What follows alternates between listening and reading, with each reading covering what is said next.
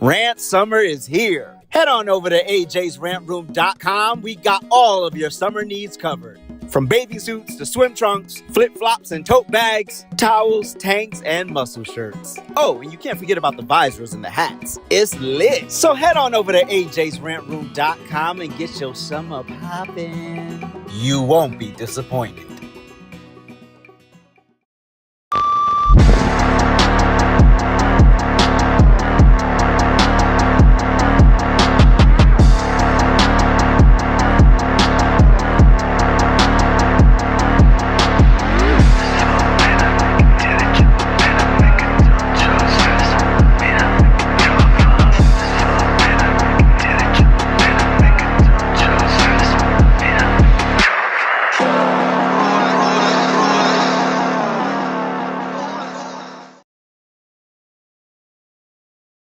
It's always lit over at AJsRANTroom.com. We got the best bags and accessories, our beloved Black Series. We got fresh lids for you hat lovers, fire jackets and hoodies, and of course we got you covered on the t-shirts. And introducing our first shoe line, Aloysius Germain.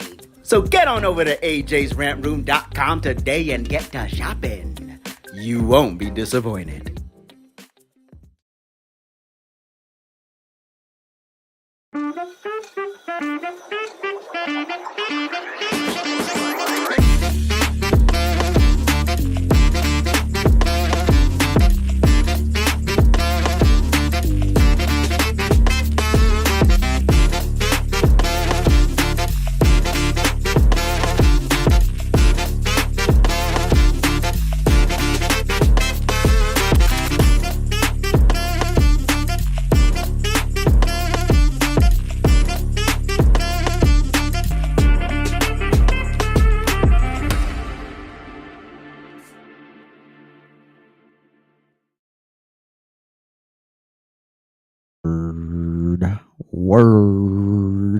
Word to your mother.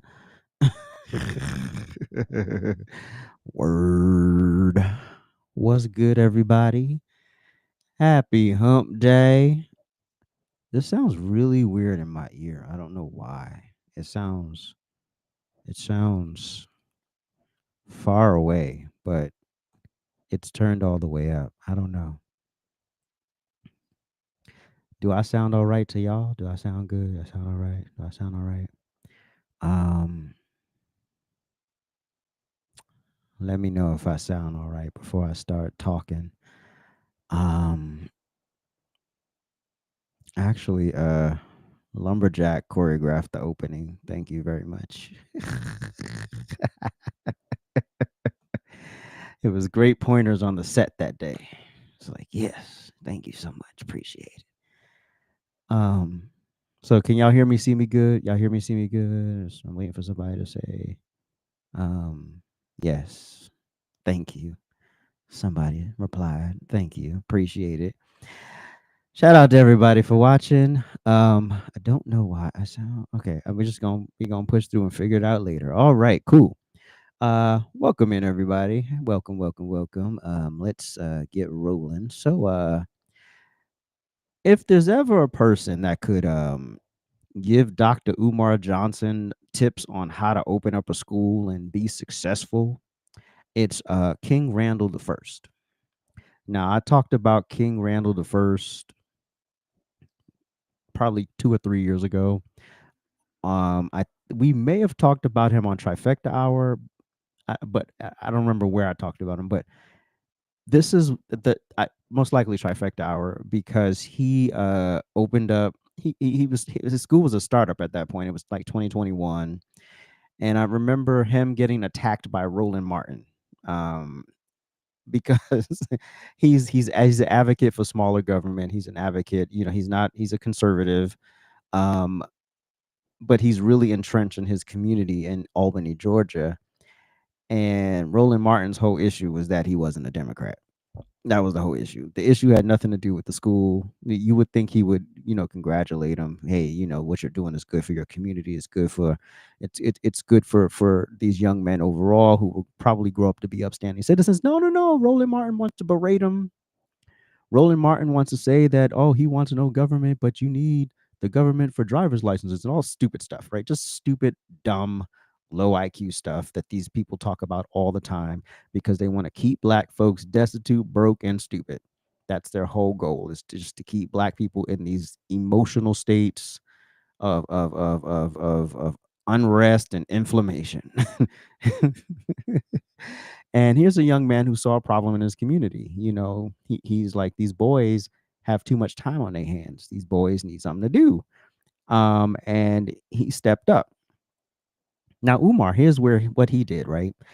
He crowdfund, he grassroots fundraised and actually built the school, right? So it's a preparatory school in a way, and so it gives young men life skills, how to change oil, how to change tires, stuff like that, how to express yourself, like all of that stuff, how to dress, for certain moments in your life, things of that nature, stuff like that. Very good stuff. Now here's the other thing he's done that Umar has yet to do, and Umar has been building that school for easy 15 years, right?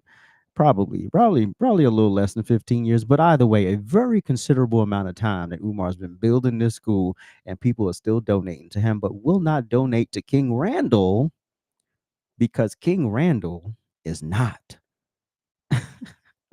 a Democrat. So the greater black community will not help for the most part, right? Because he's not the run of the mill, wade in the water, we shall overcome, black person.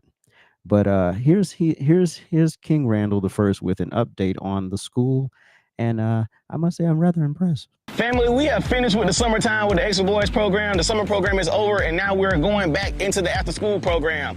So I want to talk about the things that we were able to do with the money we have been raising all this year. We've got so much taken care of. We got new floors, we got new ceiling tile, we got 2 new vans, we got a full staff of employees right now to be able to take care of the students. So what we've been able to offer lately is every day after school, 5 days a week, we're offering pickups for the kids to pick them up from school. We're offering fresh meals for the kids every single day. We've gotten new electrical panels.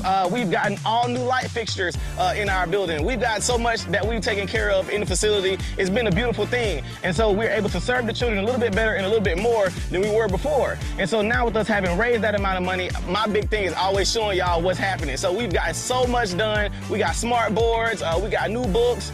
We got just any We got new tires on the vans. We bought the vans and they need some things fixed on them. New printers. We got all new laptops. Everything for our students to be able to thrive. Over the summertime, they read so many books. They read thousands of pages. They developed new vocabulary words, etc. Our kids are slowly developing. One thing people have to realize is the Extra Boys program is a repetitive one. And, I believe that if you build habits, habits build character, and character makes the man. So everything we do is almost repetitive. Right now, we got a new chicken coop we just built up. We got a lot of stuff happening because we want to make sure that these kids can get fresh eggs to their parents. We also have a new initiative with Farmer Fredo that we're about to get started out here in our area so where we can grow vegetables, grow fruit to be able to give to our parents. So also when they grow food, they can actually give this food to their parents and see that they can actually grow the food that they want to eat and it's nutritious for them. So with that being said, we got to raise money to finish out the school year. We have raised so much money this year and we've been able to take care of so much. I mean, painting everything. We've been able to take care of so much. Right now, we got a small roof leak we got to get fixed on.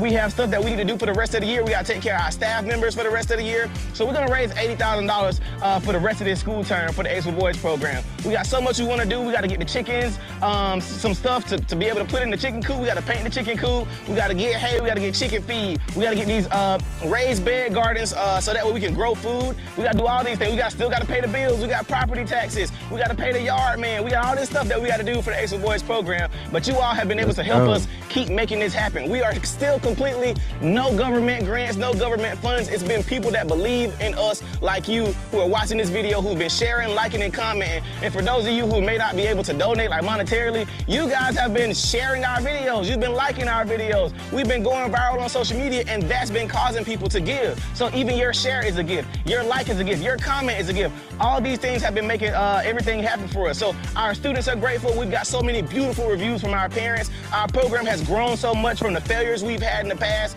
to the successes that we're having now. We failed in the past and we grew from that. Now we got full staff members who are certified and able to take care of our kids. We're feeding them every day fresh meals.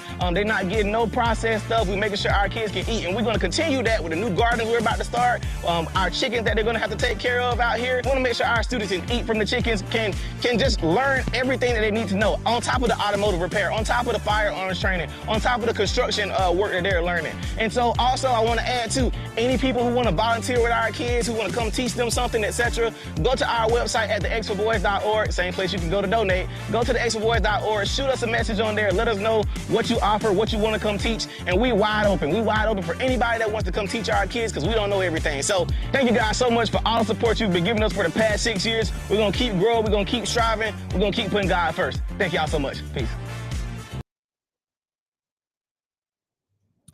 No government grants, no government funding.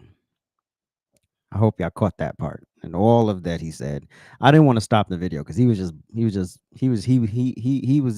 laid out the case better than I ever could. So and I realized why my thing sounds so weird, because one side of these headphones went out. That's why it sounds so weird.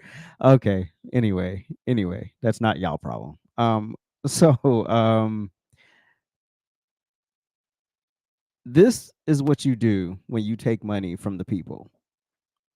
You take the money from the people and you do what you say you were going to do and more. And then you update the people on all the great things that their money has contributed to.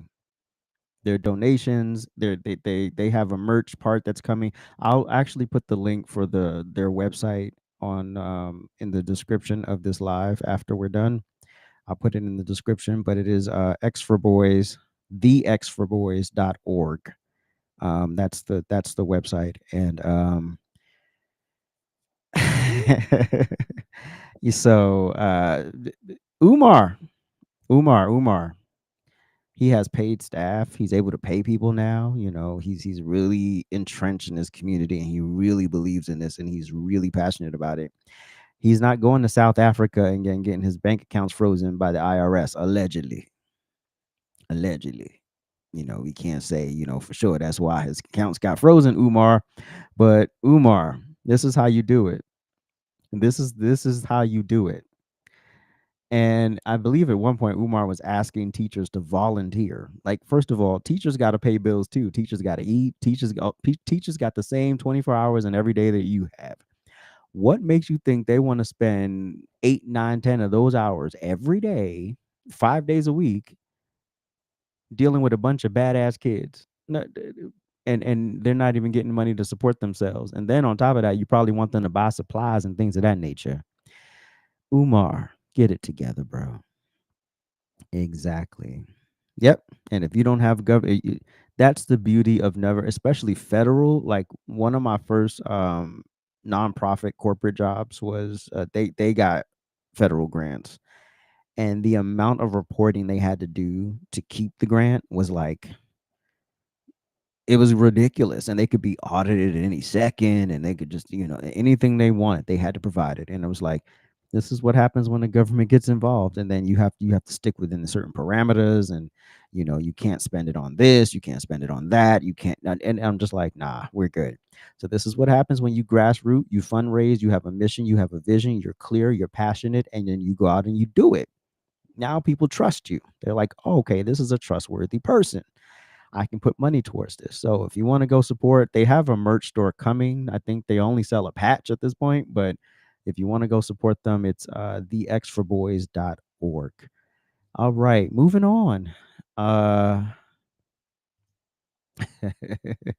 Our favorite tight end and the boyfriend of Taylor Swift is the cover dude for this month's GQ magazine. At first, I wasn't gonna cover this because I was like, it's whatever. Then I saw the pictures and I was like, how did we get here? um, let's just hold on. Where is it? I swear, man. This was, uh, if you haven't seen the pictures, um, where are we? Where are we? Where are we? There we go. All right, let's go.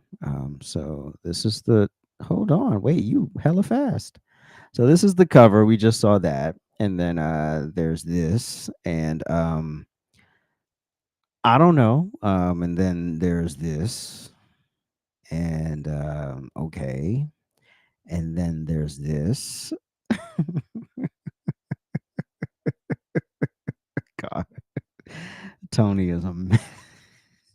Then there's this. I mean, what are we doing? Okay, we're in the holding the baby crocodile, alligator, whatever.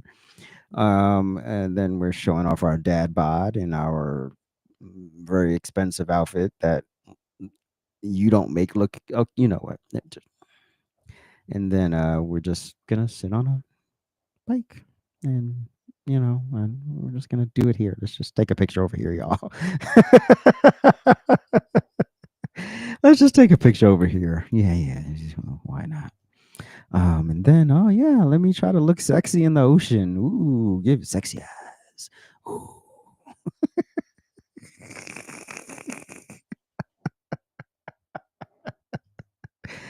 And then, yeah, let's just stand in the middle of a swamp holding a weird bag, and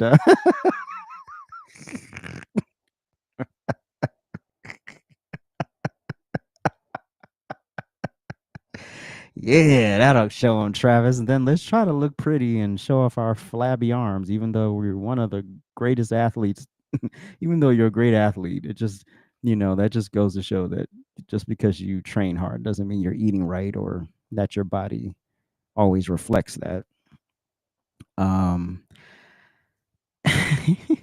and then, yeah, let's just, okay, more of the randomness on the catamaran or boat or whatever that thing is. And then, yeah, let's just stand on top of a trailer and a storage, whatever those things are called, and in our expensive boots and a trench coat and another expensive outfit that looks dingy, but I'm sure it costs more than everything in my closet. And but the funniest thing of all of this is not the photo shoots, but is some of the reactions to the photo shoot.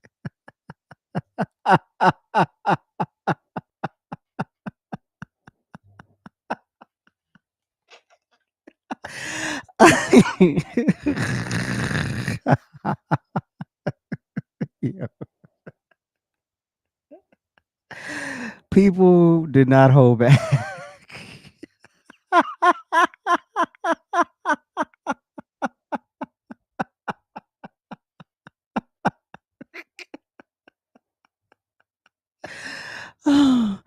This photo shoot has everything: shakes, snakes. Oh gosh, what happened to do not disturb? Hold on.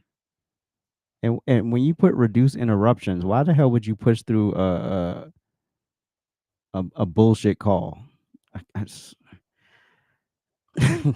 Snakes, alligators, hairy yeti man, leather and Everglades. Oh god.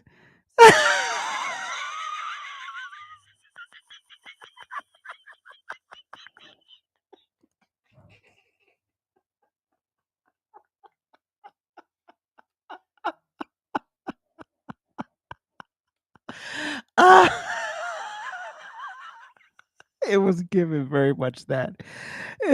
It was given very much that in which picture? This picture. Oh, perfect. This picture literally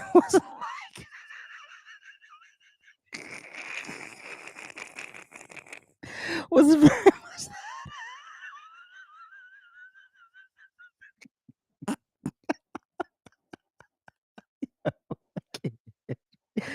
This is oh god. All right. What's the next one?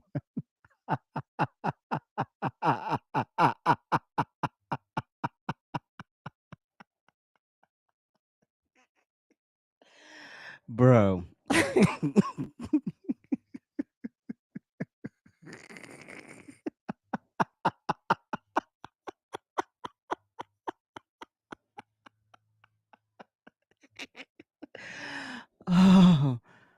I'm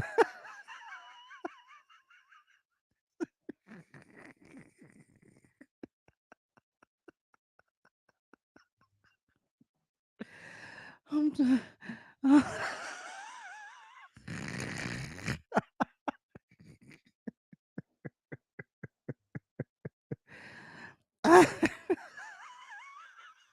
Why is it in the ocean wearing a safety vest?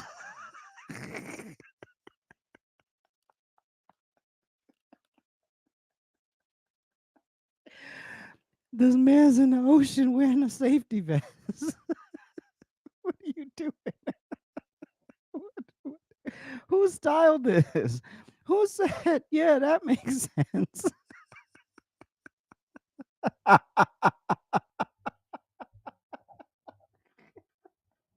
Yeah. Oh, a Honda. A Honda. And we saved the best for last.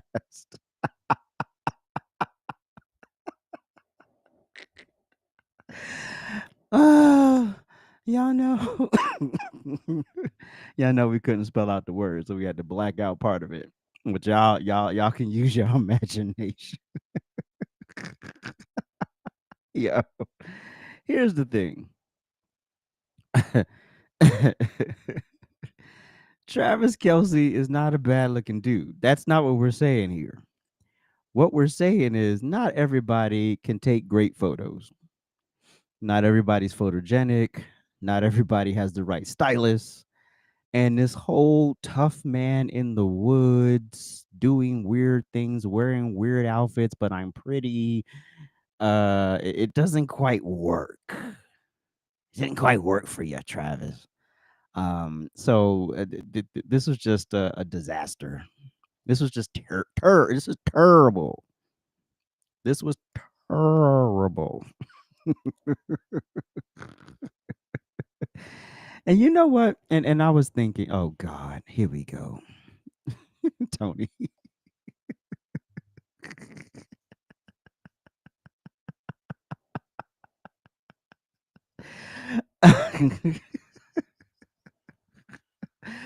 Oh God. Um this was not good. Um all that money, all of these expensive clothing, all of this expensive setup. You had the best photographers, the best lighting, the best everything, and you didn't quite translate because you're just not that guy. Now, what probably would have been a benefit to you, because here's the thing. When Ben Affleck was with Jennifer Lopez, he looked better, right? He looked better. Like he was more put together, more when he was with Jennifer Garner, he was a little more rough, didn't really care about his appearance as much.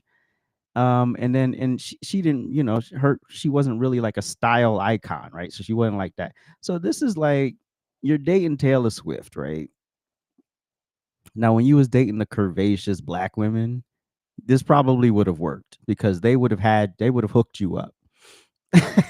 But you're dating Taylor Swift. I mean, you went from curves and voluptuousness to she's flat in the front and the back, bro.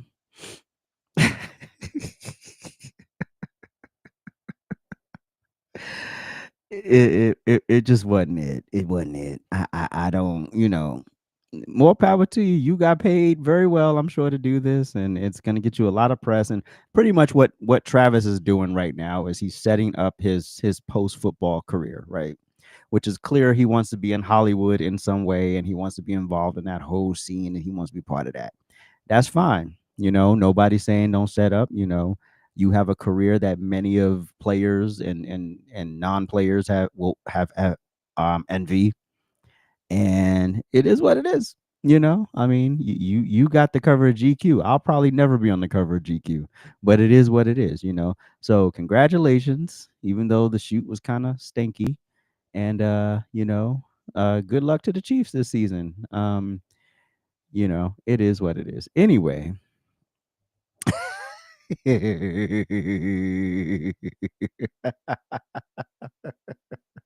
Yeah. Y'all off the chain today. Yeah, maybe he can go to the red dress event next year, next August. It's the second Saturday in August. So what is it? Is it's the linen night the Saturday before, it's the red dress, and then it's the dirty linen that night. So have fun, y'all. Anyway, so on to some sadder news. So another one of our childhood icons has gone to glory. Danielle Spencer, um, from the sitcom What's Happening. She played Dee, the the home run after home run of one liners. Um, Passed away on the 11th of August after a long battle with cancer, apparently. And here we're just losing our icons left and right. Um, Danielle Spencer, who played little sister D on What's Happening, dies at 60. Danielle Spencer, who played the wisecracking and tattling little sister D Thomas on the 70s sitcom What's Happening, has died. Spencer died Monday at age 60 after a years long battle with cancer. Family spokesperson Sandra Jones said. As Dee, Spencer was the smarter, more serious younger sister who offered a steady stream of deadpan roasts. Yes, she did. Big brother Roger Raj Thomas and his friends Dwayne Nelson and Freddie Rerun Stubbs. Oh, I'm going to tell mama would be Dee's catchphrase. The show, set in the Los Angeles neighborhood of Watts and amongst the first on television to focus on the lives of black teenagers, was based on the movie Cooley High and ran on ABC from 1976 to 1979. It had a long legacy thanks to its memorable characters, including Geeky Raj, the catchphrase spouting Dwayne, hey, hey, hey, the red beret, well, he wore a red beret, Dancy Phenom rerun, and D with her eye rolls and icy stare. Early in the production of the show's first season, Spencer, then 12, was in a major car accident on the Pacific Coast Highway in Malibu that left her in a coma for 3 weeks and killed her stepfather, Tim Pelt. Damn. She would have spinal and neurological problems that would require multiple surgeries in the years after. In 2018, she had emergency surgery for a bleeding hematoma, which stemmed from the 1977 car crash. Dang, you still have problems all those years late. That's crazy. In the immediate aftermath, a family spokesperson said she could only speak slightly and had to use crutches to walk. She had been suffering symptoms from at least 2004 when she had to use a wheelchair and relearn how to walk. In 2014, she was diagnosed with breast cancer and had a double mastectomy. Spencer also appeared on the mid 80s reboot of the show What's Happening Now, which ran for 3 seasons. She went on to become a veterinarian, an advocate for animals. She attended the University of California, Davis, and UCLA and got a doctorate in veterinary medicine from Tuskegee University in 1993. Spencer continued to dabble in acting, including an appearance as a veterinarian in the 1997 Jack Nicholson film As Good as It Gets. Rest in peace, Danielle Spencer. Uh, all the icons are just going. And I mean, to suffer a car accident in the late 70s that still affected you well into the 2000s. And then after you sort of get over that, you didn't even really get over it. Then you get breast cancer. Like life is just lifing. And I couldn't find a clip that I played a clip of her actually in the Leave Me Alone segment of the RANT experience a few weeks ago. I don't know if some of y'all remember, but it was where Rerun was cheerleading in the house and she ran downstairs yelling, earthquake, earthquake. But I couldn't find it in time for the show. But rest in peace, Danielle Spencer. All right, now let's move into some politics. All right, so Jeanine Pirro, our U.S. attorney for the District of Columbia, held a press conference and she was matter of fact. She was to the point. She was very clear and very articulate as to why Washington, D.C. is in the condition that it's in and what she's actually fighting for. Now, I'm not going to talk about the idiots who tried to reduce her to being a Fox News host, like she is not a lawyer and she wasn't accomplished before she was a Fox News host. It's so ridiculous that people reduce folks in this administration if they've worked on Fox News, like somehow that's all they've done professionally. And even if it is all they've done professionally, why the hell does it matter? Anyway. And she's tough as nails. She's tough. She is the perfect person for this job. And as the press conference was wrapping up, of course, here we go with these leftist journalists who always want to propagate stupid stats and facts at the wrong moment, and then he got owned immediately. Oh, stop it. We are putting all kinds of resources onto the street. Thank you, guys. Thanks. Martin issued a press release hailing the drop in crime rates at the end of April. What changed? Oh, God. She picked that mic back up. First of all, I would have been like, "Oh, damn, she about to read me my rights." It's never enough. This changed. It's never enough. You tell these families crime has dropped. You tell the mother of the intern who was shot going out from McDonald's near the Washington Convention Center, oh, crime is down. You tell the kid who was just beat the hell and back with a severe concussion and a broken nose, crime is down. No, that falls on deaf ears. And my ears are deaf to that. And that's why I fight the fight. Thank you. Facts.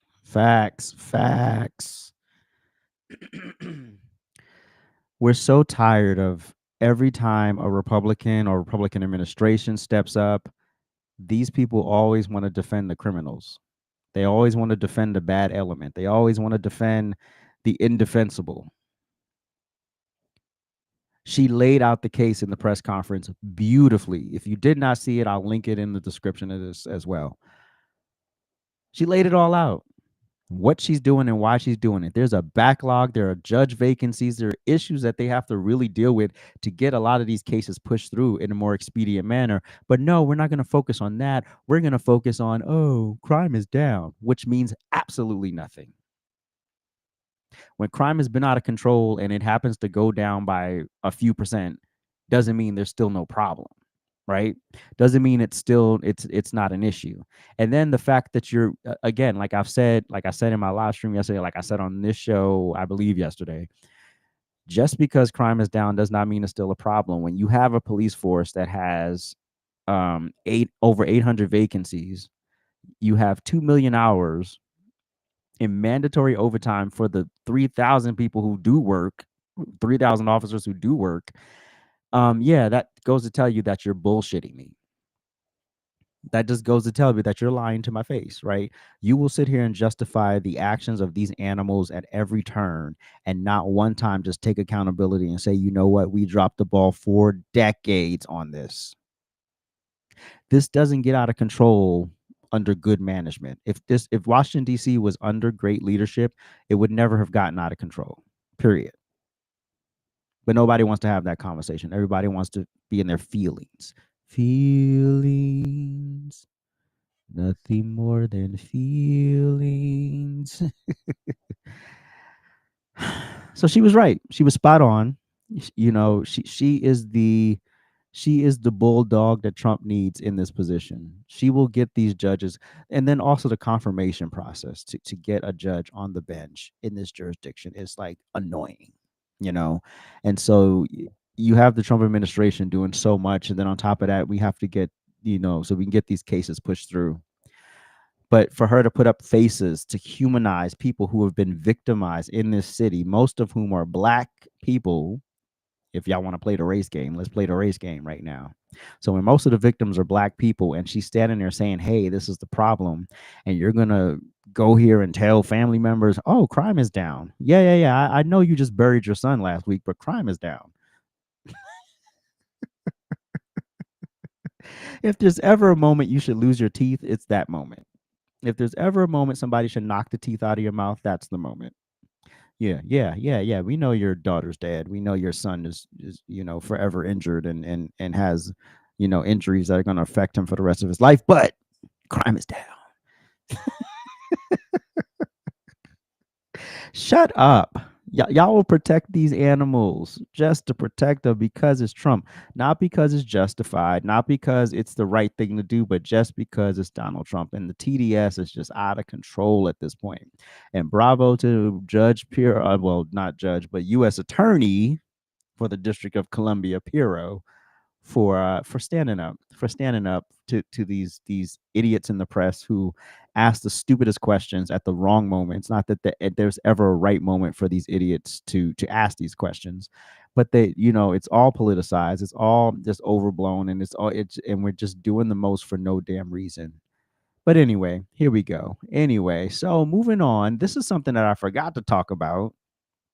uh um um uh the Trump administration negotiated yet another peace deal, ended yet another 30 plus year war between Azerbaijan and Armenia.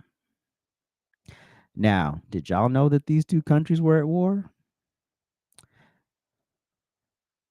I didn't. First of all, um, I only heard of Azerbaijan when this happened. I didn't even know this was a country. Lord forgive me. So I had no idea that there was a war between these two countries, and I didn't hear of the other country until the other day when these two leaders are sitting in the White House and President Trump is in between them, and they all signed the peace deal. And instead of the media focus on all of the good that's going on in this administration, they choose to focus on all the negative, and it's really annoying. President of the United States, the President of the Republic of Azerbaijan, and the Prime Minister of the Republic of Armenia will now sign the joint declaration on the outcomes of the Trump Route for International Peace and Prosperity Summit. That's really They will beautiful. sign 3 copies in English. The President of the United States signs as a witness to the President of the Republic of Azerbaijan and the Prime Minister of the Republic of Armenia, affirming their path to peace, stability, and prosperity. We kindly ask that all guests remain seated for the signing of the documents.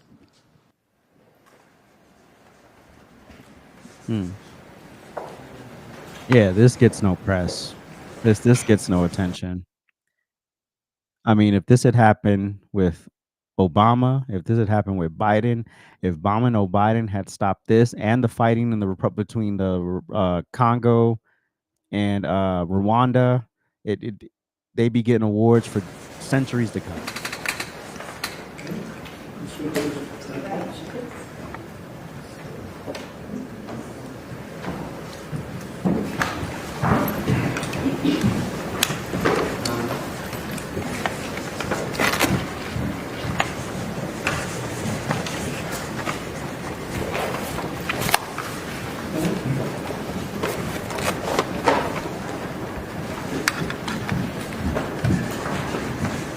And the third copy.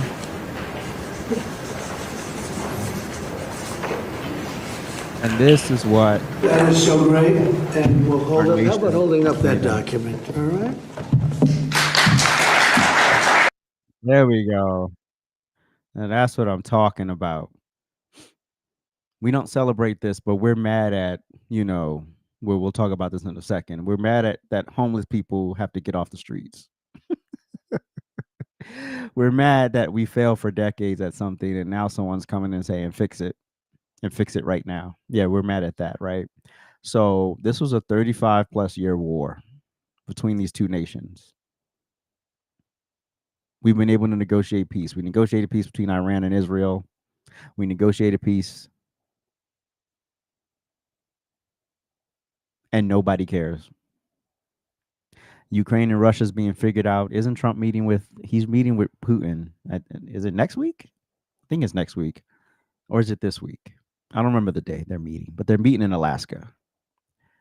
So he's meeting with Putin. They're going to have a conversation. But of course, the media is going to spin that because, of course, God forbid you meet with a world leader to solve the problems. going on between your nation and another nation. God forbid you do that. But all of this in less than a year. If Biden accomplished all of this in less than a year, oh my gosh, he'd be on every talk show. They'd be singing his praises. But no, no, no, no. We wanna go back to business as usual and everything not working and the government ripping us off and all of that stuff. And it's really annoying at this point. But congratulations to President Trump for negotiating another peace deal, and we will keep track of all of them because I'm sure there's a few more. I'm sure there are wars going on all over the world that we have no idea about. We have no idea they're even happening, right? And so, good luck. All right. Oh, hold on. Great. We will be right back.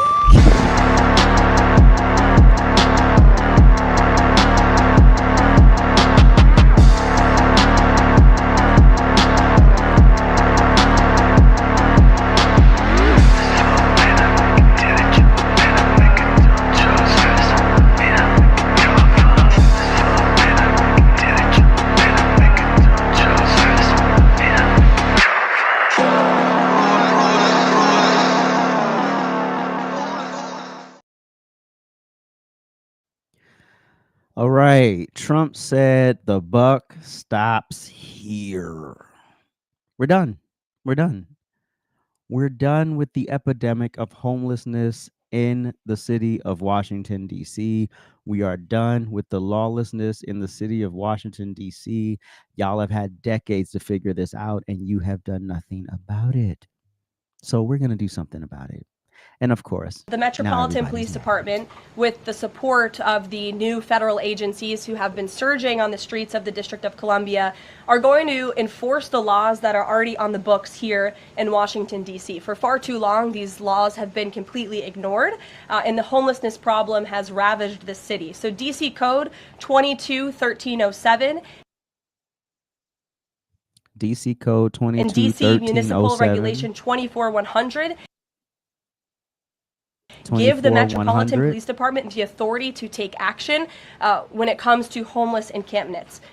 So homeless individuals will be given the option to leave their encampment, to be taken to a homeless shelter, to be offered addiction or mental health services, and if they refuse, they will be susceptible to fines or to jail time. Again, these are pre-existing laws that are already on the books. They have not been enforced, which is part of the reason for this federalizing of the National Guard to bring in this assistance for law enforcement. While we are targeting criminals and trying to remove criminals off of the streets, we also want to make DC safe and beautiful, and that involves removing mentally disturbed individuals in homeless encampments as well. So we will be using these regulations and code that already exists to clean up our streets. The Metropolitan.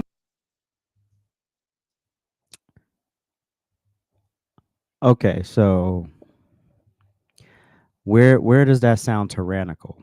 Does that sound tyrannical? No, it doesn't. Does that sound like a madman, just wanting to flex his power? No. It sounds like somebody who's fed up with a situation that nobody actually wants to solve. hmm And Democrats have had decades to solve these issues. Homelessness is out of control because homelessness is a business, much like racism, much like division and all the other things that are counterproductive to our culture, right? There's a business, there's money involved, right? So if we're not highlighting black men getting shot by police, people don't get paid. So we got to make sure we highlight that, right? It's kind of like the healthcare industry. They got to keep you chronically ill. They don't actually want to cure you. They just want to keep you chronically ill. And so the problem with homelessness is it started out as a minor problem and then it just snowballed over decades. So this is a long process to the point where you start to see tents in wealthy neighborhoods. I'll give LA for example. For the 7 months I was homeless in LA, I lived in Skid Row. My observation, because I wasn't on drugs, I didn't have mental health issues, I was just broke.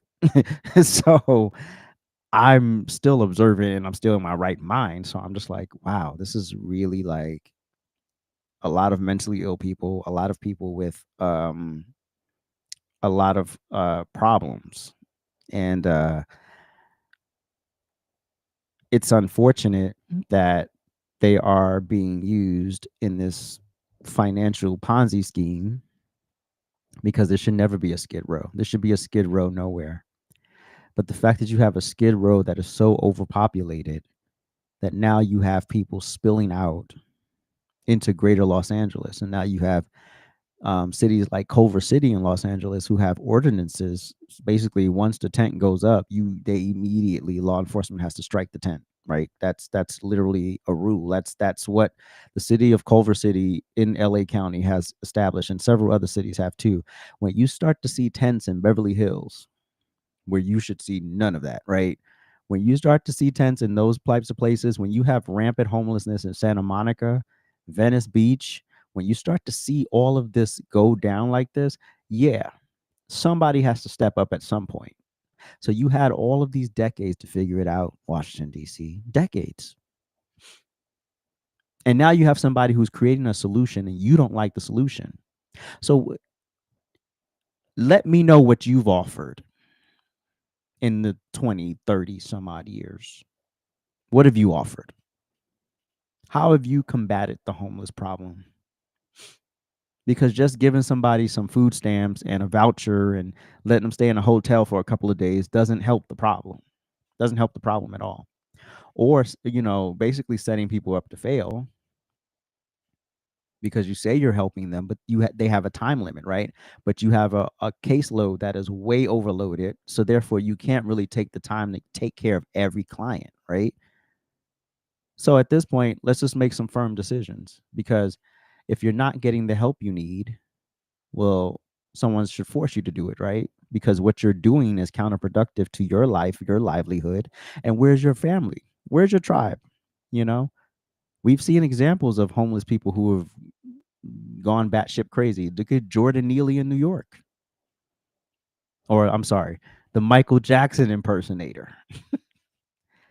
Where was his tribe before he got to that point? Where was his family? Where was his community before it got to the point where he got on the train and got choked out because he was a threat, because he was out of his mind? This is the things that we talk about. There should not be homeless tents all over any major city in this country, but there are.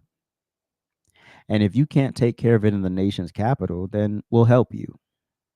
And for the idiot in my live yesterday who said that, oh, well, this is socialism. It's not socialism. It's called a step up. It's called offering you a step up. Right. And to the idiot who tweeted, I forget, her tweet said something along the lines of, oh, well, a billionaire is threatening to arrest people for being homeless. And clearly she didn't give a damn about anything else that the press secretary said here. She just cared about, you're going to be arrested if you don't comply. Yeah. You've had years to comply. You've had years to figure it out. Now you're being forced to figure it out. Right. Because what is the point of being in society if you're just not going to be a productive member of it? Right. You're mentally ill. You are not in the position to make the proper decisions for yourself. So we will help you figure it out. There's nothing wrong with that. This should have been happening long before it got out of control, but nobody wants to have that conversation. Everybody just wants to call names and degrade people. That's all you want to do. And I'm so bored. I'm so bored. I'm so bored. I'm so bored. Because it never had to get to this point. It never had to get to this point. We should never have to sit here and say, yeah, there's so many homeless people because of mental illness, because of financial issues, because of domestic violence, whatever the scenario that got you in the predicament that you were in. At some point, you got to get over it, right? You got to get over the hump. And sometimes you need a little nudge. So This is not government overreach, and this is not tyrannical and all this stupid stuff. This is where you want the government to step up. Right. So should we just continue to let the situation just exacerbate and exacerbate and like New York, for prime example? You ride the subway any given day, you never know what the hell's going to end up in that train car with you. Mentally ill people touching themselves, exposing themselves, relieving themselves. It's just debauchery. And it never had to get to that point. It never had to get that low or that bad. But no, I'm the problem. I'm the drama. God forbid I have a solution. And that solution involves me stepping in and stepping up. And I want to say one more thing about this. So and I should have had the article ready, but I don't have it. About there's 5 or 6 other cities that Trump has put on notice because they have similar epidemics going on in their cities, homelessness, crime, et cetera, et cetera. Now, the through line between those 5 and 6 cities, hold on, let me see if I can find the article. Through line between those 5 and 6 cities is that they all have black mayors.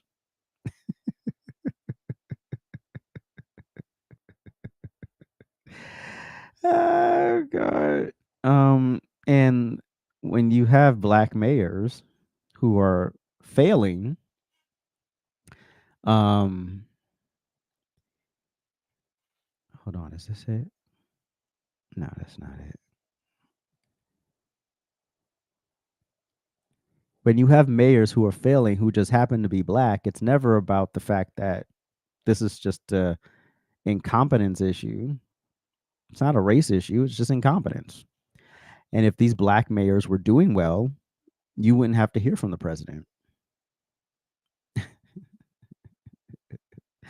But nobody want to have that conversation. It's not a race issue. It's not because these mayors are black. It's because these mayors are messing up. Because these mayors are failing their constituents. So you want to talk race? Let's talk competence. I don't give a damn about race. I care about can you do the job? Are you doing the job in excellence? Are you stepping up and making the difficult decisions? Because a lot of this is difficult decision making, right? Black mayors. Oh, here we go. Black mayors and leaders decry Trump's threats to deploy National Guard in cities. Let's get it up here on the screen. You people. Oh, you people. Y'all will cry about anything. Y'all will cry about anything. All right, here we go. So we're crying. The black mayors, black civil rights leaders, and the mayors of several cities on Tuesday denounced the deployment of National Guard to the nation's capital to combat crime, grandstanding, and a federal coup. How do y'all still take these people seriously? How do y'all still take these people seriously? I have yet to find one of these buffoons who supports who's like all in on Democrats who can actually have an articulate conversation about why you would stand against somebody finally doing something that has been in the wrong for longer than most of us have been alive. Anyway, and by suggesting that other cities also run by black mayors may be next, President Donald Trump was playing the worst game of racially divisive politics. How? It's not about race. Y'all making this about race.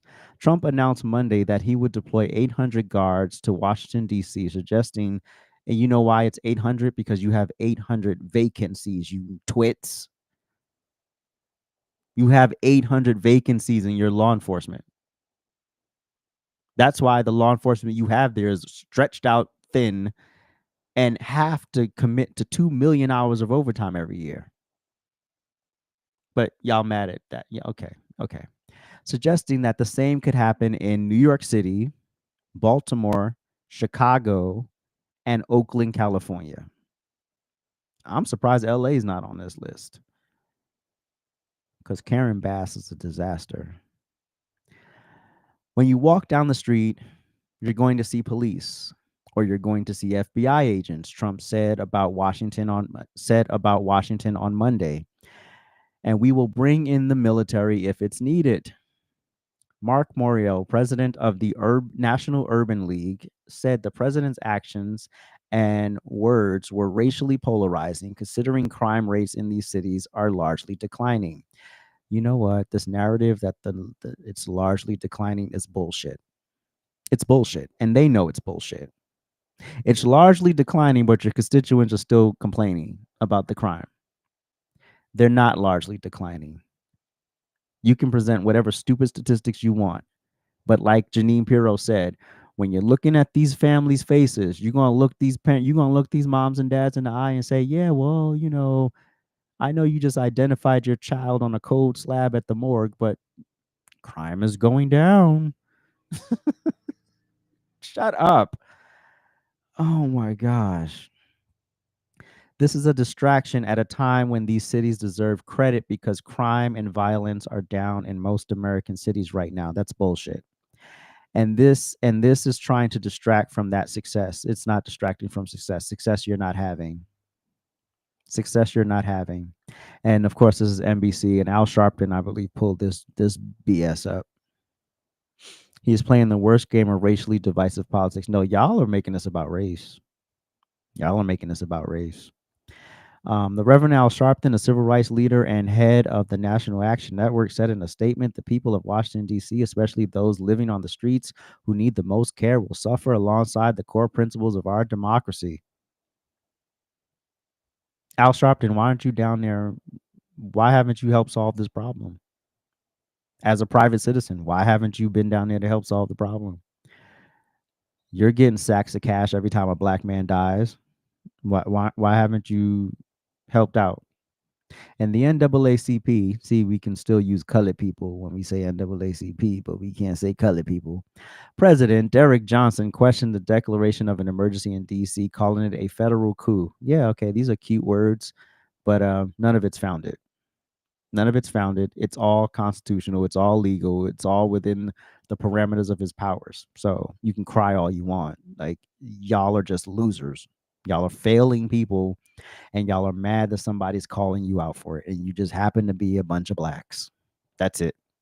The White House responded to the criticisms in a statement to NBC News. There is nothing divisive about cracking down on crime in our nation's capital to make it safer and more beautiful for all residents and visitors from all around the world, said the White House Assistant Press Secretary Taylor Rogers.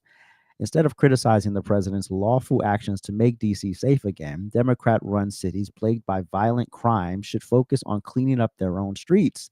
This is why Democrats continue to be so unpopular amongst everyday Americans. They think the president of the United States cracking down on crime in our nation's capital is a bad thing. Facts. Trump federalized the Metropolitan Police Department over the weekend and called the nation's capital, quote, one of the most dangerous cities in the world. It followed the fatal shooting of congressional intern in July and the carjacking of a former Department of Government Efficiency staffer in D.C. last week, resulting in the arrest of 2 teenagers. Even with these violent acts, crime in D.C. has been declining for years and is currently at a 30-year low, according to the Justice Department. Nationwide, violent crime has declined, specifically murders, rapes, aggravated assault, and robbery, according to the data released last week by the FBI. It hasn't declined enough. As long as these people are running amok, go in and fuck it up. I don't care, Trump. Do what you got to do. Anyway,